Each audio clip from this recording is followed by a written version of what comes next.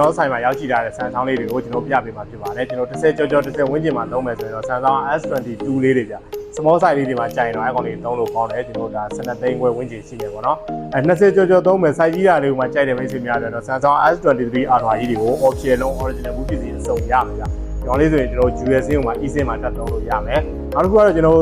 ဒီအပိုင်းမှာမေးများတယ်ပေါ့နော်လူကြိုက်များနေတဲ့ Samsung S24 Ultra Singapore region အလုံး natural တိုက်တဲ့နေရာ share ကြီးရောက်တယ်ဒီကောင်လဲကျွန်တော် US င်းကို eSIM ထပ်သုံးလို့ရမယ်နောက်တစ်ခုက Samsung S25 Ultra ကိုမှာ parking နဲ့ရှားနေတဲ့ချင်းမိတ်ဆွေများအတွက်ဒီကောင်ကတော့ကျွန်တော် showroom အလုံးကြီးပေါ့နော်ဒီကောင် 512K ရမယ်ဈေးနှုန်းအနေနဲ့46သိန်း5တောင်းနဲ့